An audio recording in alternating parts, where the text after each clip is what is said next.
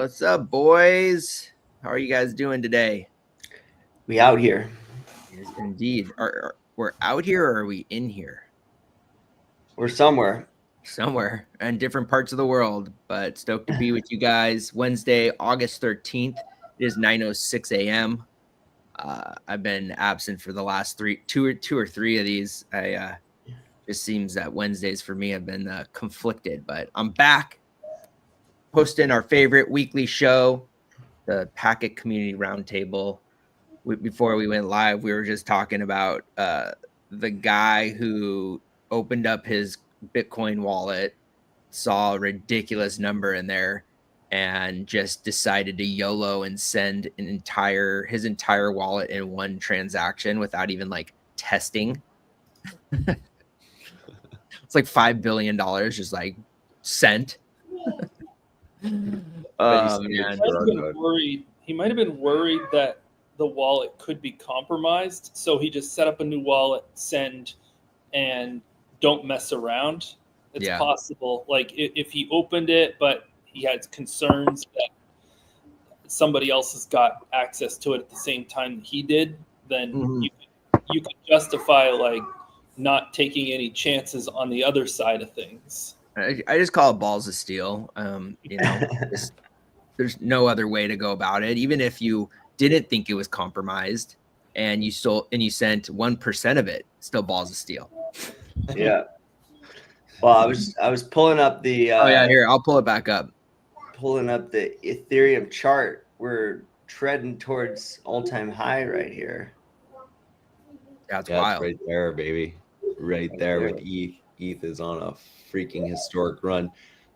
Look at that, where it just bounced off of the triangle and then it just fucking went parabolic. A month later, though. Yeah. What's that? I said a month later, but it came down and it tested, basically the low. It broke the low. It blasted out the bottom of the low. Yeah. I know. Broke the triangle. Fake out. Yeah, this is a tough one to look at, though, because you're on the monthly. Or is that 1 month? Yeah, the monthly. But I mean, it's a great one to look at because that's the chart. True. That's a 4-year. That's a 6-year chart, 5-year chart, 6-year chart. Yeah, 2021 when we hit that all-time high. People like to trade shapes, triangles. If you don't know, now you know. That's what it looks like, and you like to price a big, heavy, long position on the breakout because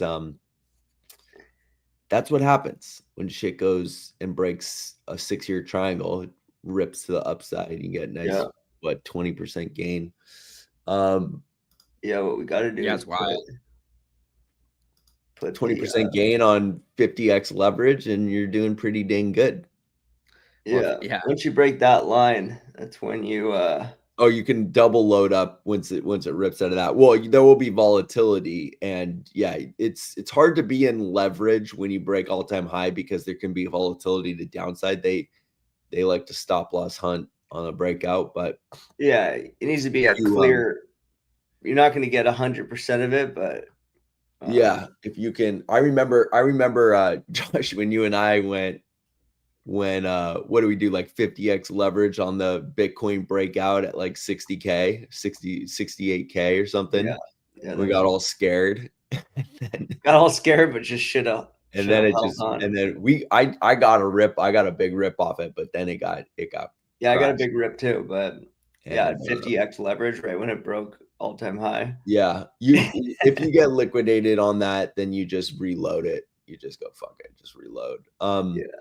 Because once it does break and it's actually just like ripping to the upside, you're just gobbling gains. You had a couple Bitcoin on that trade or what? Yeah, I had 150,000 at 20x leverage. Took your whole Bitcoin treasury and just put 50x on the breakout and just see what happens. Well, 50x was a little hectic, but 20x was good. Got a nice one off that. 100x, dude, get that fucking ripper. I don't know who can go 100x. The only way to go 100x, 30 seconds 100x. Yeah, 30 seconds 100x. The only way you can really go 100x is if you have a cross collateralized account. and you can withstand the down pressure and just hold. Your account's going to be like up and down. It's like 15-second rips. I mean, you're just. I just was listening to something yesterday where, God, where was it? It must have been a video on IG, and they were saying that for what do you say? You say 15? No, for 100 Bitcoin. For 100 Bitcoin, you can crash the Bitcoin price. And so what this one guy was doing, what they said, is that he would go 100x short and then market sell 100 Bitcoin and just absolutely murder it and in profit. I mean, you're just playing on such a big level. But yeah, he said he could crash the Bitcoin price by 15% for 100 Bitcoin. What year was this? Now. That works until somebody larger than you finds that you're doing it. I think they're all doing it. Michael Saylor and say, hey, bro, there's a guy and I'll borrow some money or whatever. They go to somebody and then you do it. And it's like, bada bing, bada boom, you lost your 100 Bitcoin. You're out. Yeah, well, you'd have to time it. That's the thing. And you have to be ready to counterplay it. But I mean, you've seen flash crashes. I mean, 15% is not a life-changing crash in Bitcoin, but if you time it up at the right time, and also what a lot of these people will do is they're not going to be the guy, he's not going to reverse a green candle. You know what I mean? It'll be at a moment when, Biddy's trading sideways and you wake up and choose violence, but or it's coming down. And then you it's already on a downtrend. You just market sell 100 Biddy and go short. The problem is, yes, that works as long as nobody knows that you're there. Yeah, if somebody knows about you and your wallet, they can beat you over the head and rob you right in the middle of you're playing your game, you're doing your thing. They know what you're about to do. They know what you're doing, and they're just like, nah, bro, you lose. You just get a knock on your door. It's possible. Yeah, you fuck around. It's definitely a fuck around and find out situation. But yeah, I wasn't actually even that surprised because I mean, there's no question that these markets are highly manipulated, and it just shows. I mean, a lot of people have a lot more than 100 Biddy, and these exchanges are sitting on huge treasuries, and they can move the price whenever they want. So the fact that ETH's breaking out here, because what they can do, I mean, they can move the price, and the guy who knows they're there, so to speak, can try to execute a counter trade against them, and they can just make his account glitch. So 100%. Right? No doubt. I mean, look, you gotta pick and choose your battles. You're even with 100 Biddy on 100x, you're not you're a small fish, and so you got to just know your place. I'm sure, and we know there's levels to this game for sure. I mean, we're all pedestrian traders. There's even high level traders I know who are pedestrian traders, and then you got the guys who work for CZ, and they're on a whole different level. And I've seen some of these trade desks in Singapore and stuff and what they're doing, and it's a whole different ball game out there, and we're just trying to swim in a big rapid river, we have very little control over what's happening in that market. And the fact that ETH is running right now is, something that no one that we know has any control of. There's other things at play, You also got the American, what's that? Go out, you don't got the phone with the speed dial with the guy that makes ETH go up. The red phone. Apparently, that phone call is to the apparently that phone call is to the executive branch now, right? Because right. And they're sending out tweets. I mean, if you listen to Eric Trump a couple weeks ago, he told you to buy ETH. I guess you can listen to the tweets now. They're pretty accurate. I love that one tweet though. It's a funny meme too. It says Eric Trupp, he goes, buy ETH and Bitcoin right now. Then it goes all the way down and then it comes all the way back up. And it's obviously higher than where you told you to buy it, but yeah, you got completely wrecked if you sold at the bottom. We touched all-time lows. Well, the best part is like on the other side of that meme is like, see, I told you so, and it's like back exactly where he said to buy it. That's so good. See, I told you so. Like, but yeah, I mean, like the exchanges on classical exchange trading, the exchanges are the alpha predator there because, you know, like I said, if you think you're going to manipulate the market, that's cool. But if somebody else knows what you're doing and they have more money than you, then you're going to do your manipulation move and they're just going to soak it up and then you lose all your money. And they just it's our dear friends at this exchange that are so, but then, you know, who has the most money and who has access to everybody's trading? That's the exchange. So the exchange and whoever's in bed with the exchange will win every one of these battles. The only thing that throws the exchange into which makes the exchange, the only thing more powerful, arguably, than the exchange is the dexes, because if you've got like wrap Bitcoin against Ethereum or wrap Bitcoin against USDT or USDC on a DEX, then that's kind of out of anybody's hands. So at that point, it's a little bit more. Yeah, it's like who has the best intelligence agency analyzing, you know, blockchain, analyzing Ethereum chain, and who has the most money to try to beat you. And it's just manipulators manipulating. Yeah, well, I mean, the exchanges, what they have is they know how many people are in leverage, and that's how you can really tell when it's time to go rip people's fucking Band-Aid off, because you know people are in long leverage right now thinking that this thing's going to break all-time high and rip, and the exchange is like, oh, you think that? Cool. Market sell, just drop the market. I mean, they have, especially after all that volatility and all, you know, they've wiped out all that money that's just sitting in their wallets, just waiting to go and manipulate the market. Like, they have so much crypto now, it's just crazy. I would say within this last year, they've probably, if not at the minimum, doubled their treasury, if not 10x their treasury. And if you thought market manipulation was a thing in the past, like, it's way gnarlier now, because they just have not only a Bitcoin and Ethereum, but every single altcoin. I mean, people got absolutely fucking wrecked. And so when you get wrecked, that's all going into that asset in their wallet that they can now just control the markets even more. Yeah, it's crazy. It's crazy. But yeah, so but on the Packet side, this is great for Packet. I mean, Packet is a trading pair with Ethereum, and Ethereum's coming out of the dumpster is great for Packet.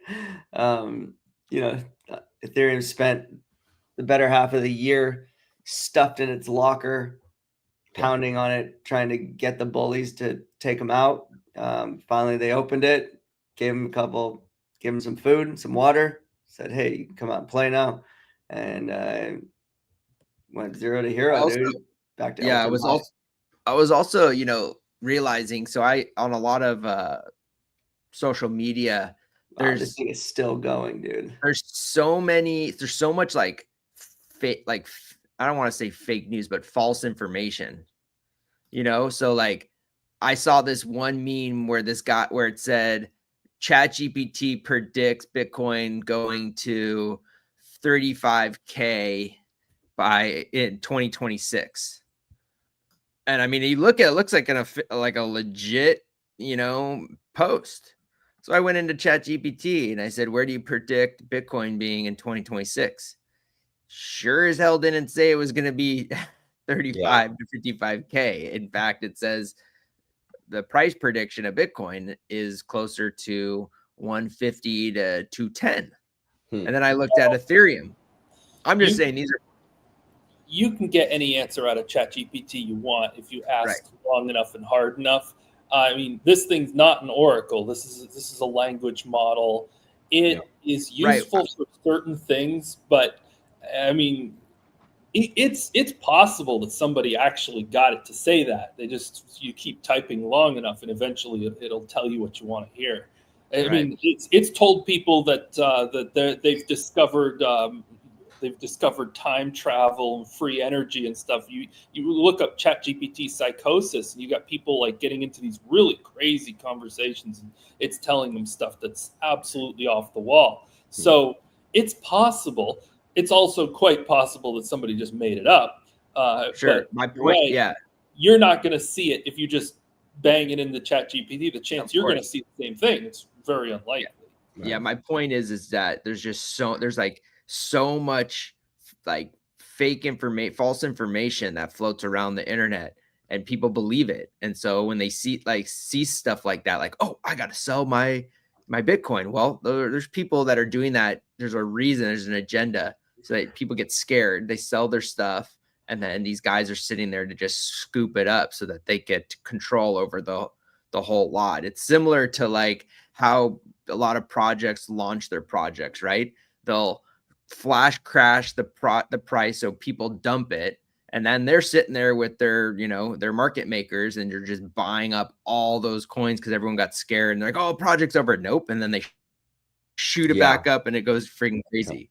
So it's like it's like a game, there's a plan on how they launch these coins and how they manipulate the market so that people get scared and they sell, and then all the guys they get control over the entire supply, and then they can manipulate it however they want. So well, I mean, also we have to pay attention to the fact that crypto, anything that has a limited supply that's used as money, hard limited supply, it has a tendency to make bubbles. If you go back into history, like the 1800s, back when gold was the money, there were bubbles. Gold did what Bitcoin does now. It would go way up and then crash back down. And when it went way up, because it was the money, it was a big problem for people. People lost their assets because they had debts that they had to pay. So this is not new, and it's related to it being a fixed supply.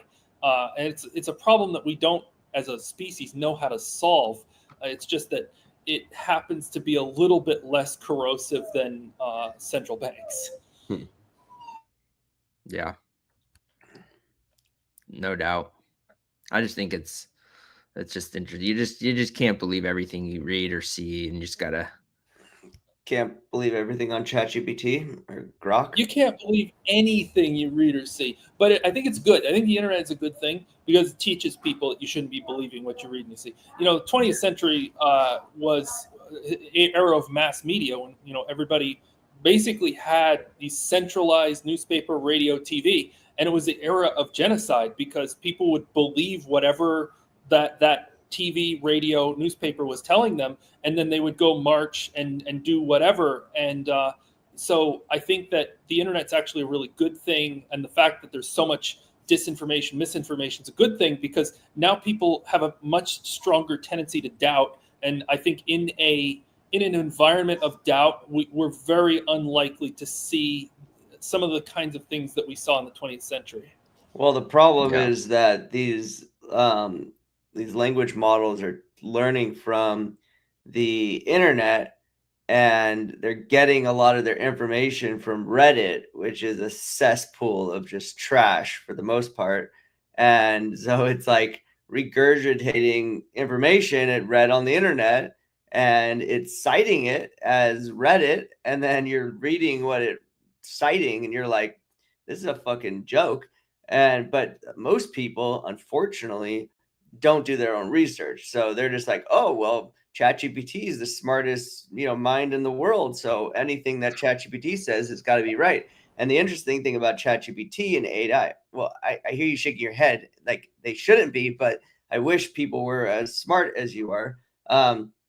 And the problem with ChatGPT, which is different, it was actually really interesting because when somebody searches on Google, right, there's a whole page of potential options. They're like, hey, what's the best, coffee for someone with stomach problems? And it's like going to give you a list of all these different things. It's some of it's just SEO and whatever. It's going to give you a list. With ChatGPT, it's giving you one answer. And so people aren't going and being like, oh, well, I need give me 4 different answers for this one thing so I can make a decision. It's saying, hey, here's one answer. And then they're like, okay, that's the answer because it's the smartest mind in the world. And so they're not doing their research, which means a lot of people are getting false information. Self-doubt, the ability to doubt and the ability to consider different possibilities is going to be the biggest thing that can come to LLMs, because right now you ask it a question, doesn't know the answer, it just hallucinates an answer. Yeah. I've asked different LLMs, hey, can you summarize me this paper, and I'll give it the ID, the document ID of the paper, and then it'll just make up a summary about a paper about a totally different topic, different title and everything, and because it didn't know the answer. And that's because right now, current era AI doesn't know how to say, I actually don't know the answer to that. And I think that we're not that far off from that, being able to have that self-doubt. And I think it's going to be huge when we get there, where it's able to say, well, as far as I know, I think it might be this or this, but it might also be that. And I'm really unsure about this particular topic. Yeah, well, we did that where we took our last live stream, put it into ChatGPT, because we've been here talking about a lot of stuff relevant to the project. And we said, make us a list of tweets based on the things that we said. And I'm reading some of these tweets. I'm like, what the fuck? Did you even listen to what we said? This is absolute garbage. It's just regurgitating just sentences that don't even make any sense. You're like, you need to be like, hey, can you proofread your own shit and make sure you have to be, you can't just throw something into ChatGPT and say, give me something. You have to be specific. You have to teach it what you're looking for. So and there's a lot of cool, prompts that you can do, but you just have to say, hey, I'm looking for this. Do you understand? I'm looking for this. Do you understand? When you write this, make sure it fits within this criteria. Do you understand? You keep on going down and you just make sure that they understand. You keep on asking, do you understand? Do you understand? Do you understand? And then you say, okay, based on all the information that I've provided and the criteria I'm looking for, take this and give me this. Yeah. And that's, you got to train you got to train the AI. Otherwise it's just a Pandora's box. There's a gazillion ways it could go, and it's going to pick whichever one it wants. It's at random. So yeah, you're right. You can't just drop in a podcast and say, make me 10 tweets. It's no, you got to say, hey, pick the ones that are relevant to X, Y, and Z, and give me tweets that are going to be, engaging, and they're going to get people to think and answer questions and ask questions. And then it will produce you something that's of substance. But even then, you're going to have to go through it and make sure that it is legit, because sometimes it's wrong. It's teaching people to be distrustful, which again it's the greatest technology of our era, because it's teaching people to doubt. It's teaching critical thinking. We've invented this global scale technology to hammer into everybody's mind that critical thinking is absolutely necessary. I wish. Wait. Why are you saying that? You're saying because you're teaching people to not trust the information. Because he's saying that it's going to spit out a bunch of nonsense. But I wish that people had that much. I think it's doing the complete opposite. Yeah, I think it's making people more righteous, where they're like, hey, I know the answer because I asked AI, and then they're spitting a bunch of nonsense, and then other people are like, oh, well, if AI said that, it must be true. And now you're getting the ripple effect of fucking idiots that are now, experts in a domain that they've never even looked at before, but they asked AI that was trained off of Reddit whether this is true, and they're getting the answer that they want. Because people just want to believe whatever they want to believe. Like you said, you can get AI to validate any version of your story that you want if you ask it in the right way. And so you're getting a lot of people that are not doing their research, are not distrusting it, that are literally saying, hey, this is truth, so it has to be true because AI told me so. And Well, that's yeah, the smartest Brian. it's tough love. It's a hard lesson for a lot of people, and it's sad for the people that end up in like ChatGPT psychosis, or where they end up in some weird little group where they have this strange belief that ends up really harming them in their life. It's definitely sad, but I do think that civilization wide, the trend is toward trusting less and verifying more. And everything that the internet has brought us has caused people to trust less and verify more. I think smart people think like you're thinking. I think the majority of people are the only thinking people way learning their less. lesson are Critical Craig Wright thinking. Yeah, when like they're critical trying to fight. thinking. What, Josh?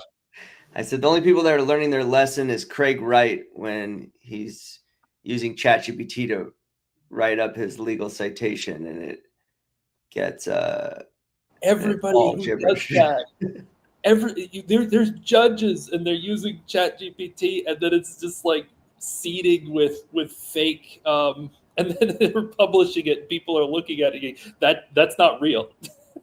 Yeah, no, there's a lot of fake citations, especially in legal. I actually saw a chart that showed that when school got out in May, that the use of ChatGPT dropped by like 60%. And Yeah, I saw. yeah, and so that's a whole thing. But Yeah. there's obviously a lot of value to it. It can certainly help you. I wish I had ChatGPT, 3 years ago. If I knew what I know now and how to use ChatGPT when we needed it at Packet desperately to write articles, and I couldn't get anyone to write any good articles. Actually, in the beginning of ChatGPT, I couldn't even get some of the smartest people in our team to use ChatGPT effectively. The articles, I go back and read them, they're absolute garbage. They couldn't write, they were just saying, hey, write me an article, and ChatGPT would write some straight bullshit, And so now you can train ChatGPT to write really good articles, but it will write you some absolute garbage as well. And if even when Josh and I have just been working on this business plan, first draft of the business plan is trash. It's complete trash. It's like, hey, write me a business plan. Here are the topics. Trash. And then you can go through and use that structure to imbue it with some really good quality stuff. You have to do the research. It will repeat itself over and over again and just fill your writing with words that when you go back and read it, you're like, wow, I just said that 4 times. And this, said it in this chapter, and this chapter, and chapter, and it's the same sentence, but you got to go find that. But yeah, it's just still not that good yet, but people are using it. The other thing that's happening is, it's just people have strong biases now. I think stronger than ever. And it's really hard for people to listen to counter arguments, and you see it really crazily in politics, but really it's across the spectrum of everything. People just are very ingrained in their thinking, and whether it be stuff around health, when it be stuff about environment. I mean, it's just education, a lot of critical thinking. People are just getting very ingrained in their bias. And to your point, AI is just going to perpetuate that and give you more, fuel to your fire, but it's, but the good thing is if you get it to give you, you can ask it to give you multiple perspectives. And if people do that and use it for critical thinking and for litmus testing, I think that's where it could be actually most effective. Can you imagine what we've accomplished with AI is incredible. What we've been able to do with a small team and the things we've created to get Packet TV to where it is, like it's incredible. So, I'm a huge supporter of AI. I use it. I couldn't even tell you how many times a day I'm using it. It is literally part of my everyday life now. And if you're not using it, you're definitely like working too hard. There's the efficiency that I'm able to accomplish with the use of AI. But to your point, it's not just like AI's now the CEO of your company. Like that's like your low level intern that you're like, hey, what the fuck did you put this on my desk for? It's not finished. And you got to go, do a full pass on it. But what I'm actually most excited about with AI is what it's able to do with content creation.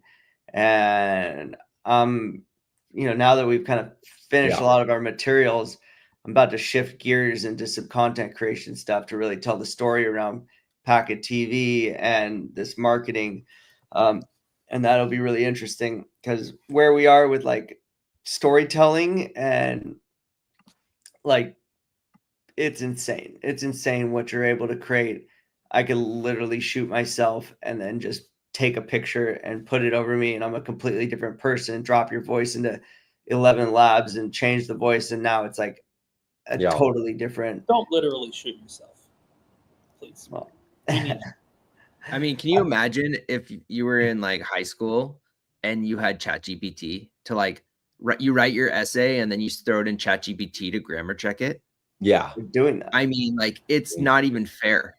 Like you literally, would just have ChatGPT write the essay because ChatGPT is smarter than your teacher, so your teacher won't know that you didn't write it yourself. Well, and they will know because they know that you don't know how to write like that.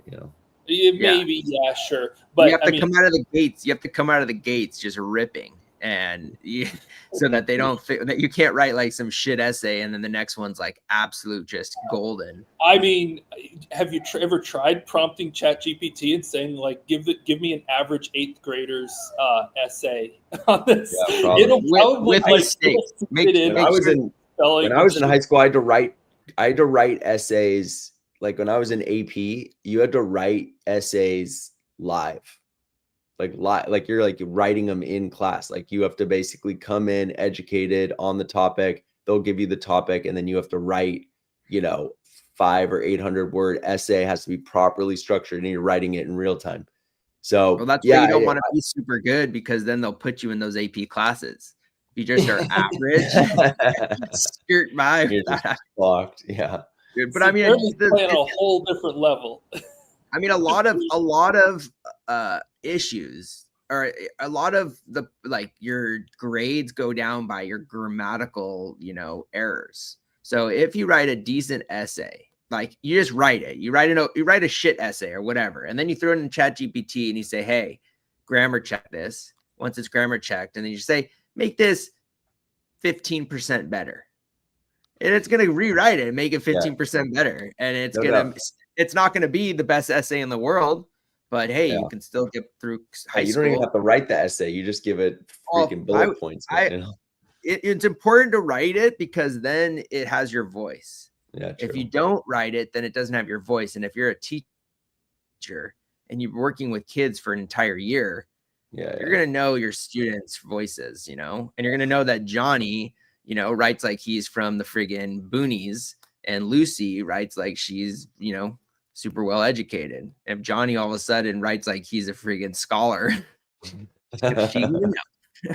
Well, I mean, if Johnny's smart, he's been using ChatGPT since before he even entered the class. So teacher does. It's true. Like first day of school, you're just crushing it. Yeah. Well, nowadays they have with ChatGPT is you can actually have ChatGPT because you're allowed to bring iPads and computers to school because a lot of the learning is done through iPad. So I've just seen things where like they're recording the teacher through ChatGPT, and then when a question is asked, they can just push, a button, and then it will show the question. Or I've seen people like taking interviews where they're recording, and then it just like basically like comes up with the answer for you to say on your digital interview. It's like crazy.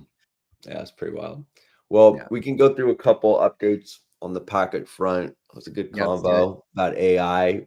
Congrats to everyone who didn't sell their Packet bag for ETH when it broke out at 3,700. Now you can sell it at 4,600.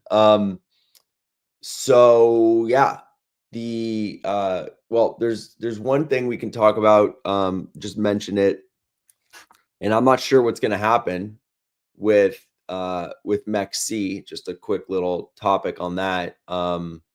Nobody's trading PKTC, so they put it up for delist. I wrote them and said, hey, can you wait till after the airdrop? And I did post the parameters if anybody in the community wants to just meet the criteria, you're welcome to.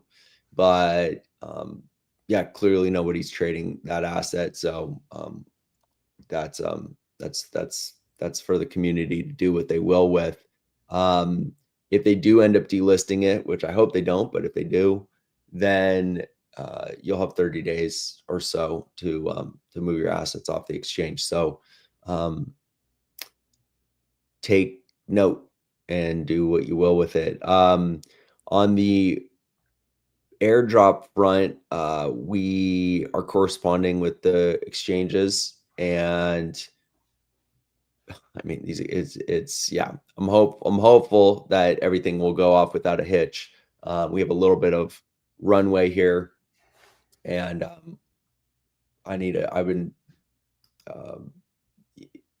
I wrote you, Caleb, yesterday with my question. I didn't quite understand why there was a discrepancy there, but you and I will correspond on it. The plan is to move the rest of those coins over to the exchanges and let them distribute them as they did with the February airdrop. They didn't.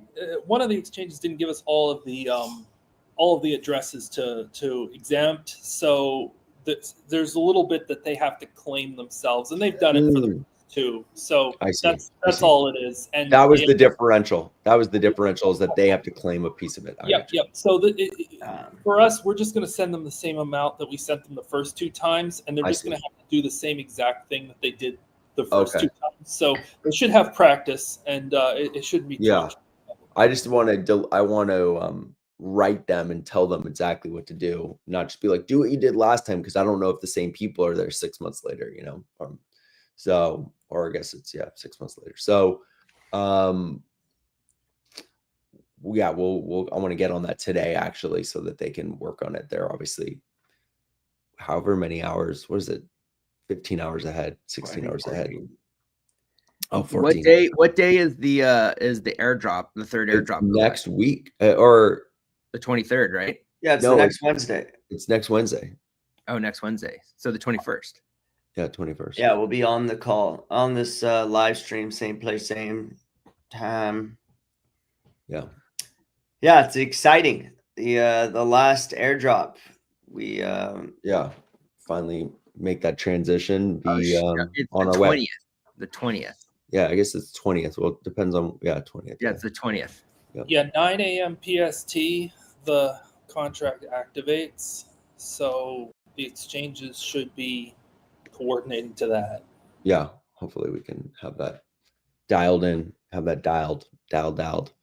And then on the packet TV front, man, we got some crazy shit going on with that. Really, really exciting.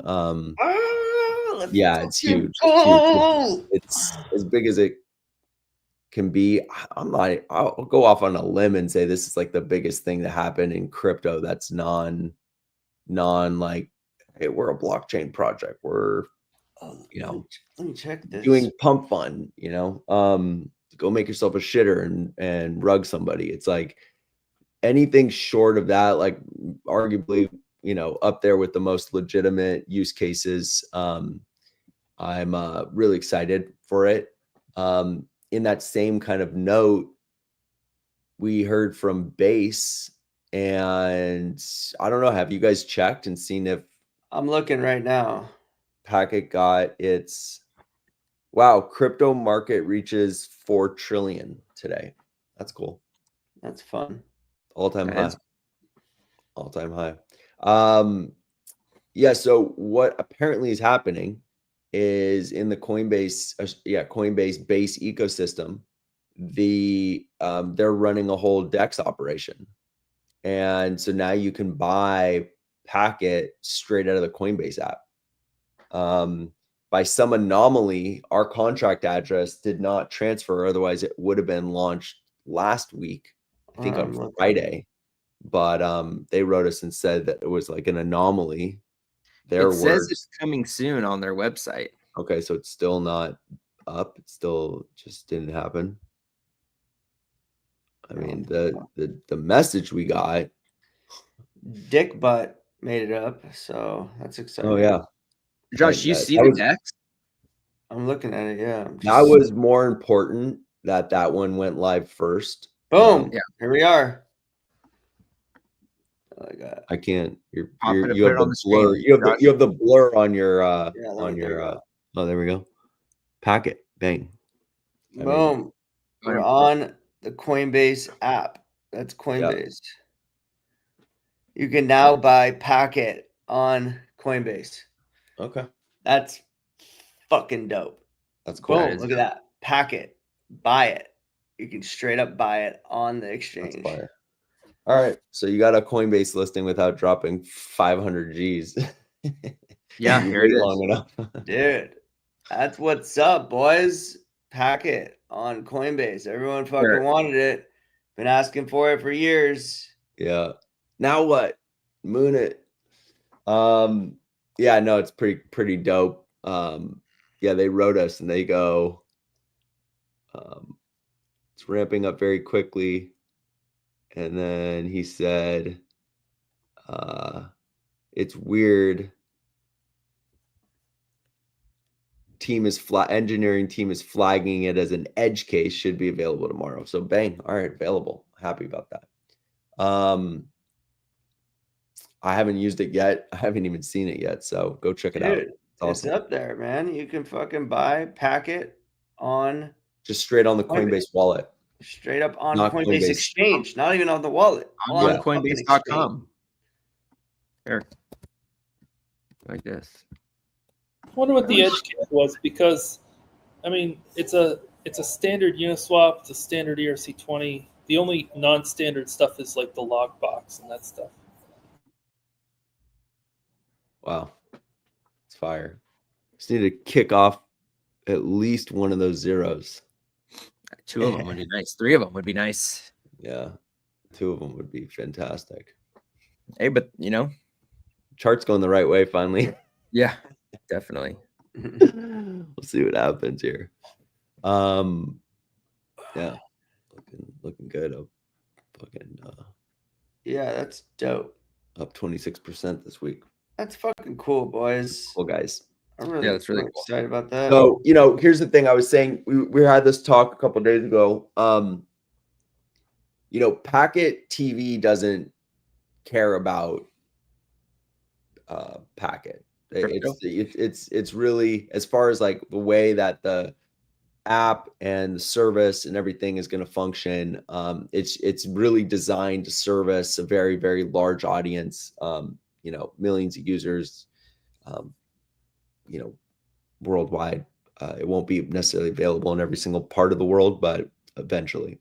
Our intent is for it to use as much infrastructure and packet DNS and all the different, pieces of the ecosystem. And there's a bunch of really, really cool stuff that I want to see, where utility of packet can be embedded into the application. It won't be there initially, but eventually you want to see it where you can use it for, things that we were talking about, like skipping ads, watching sports games, stuff like that. In fact, there was a very cool article that Josh, you sent me yesterday in the Hollywood Reporter. Here, I'll share it really quick because I think it's pretty cool. Here, let me go like this and like this. And I would love to see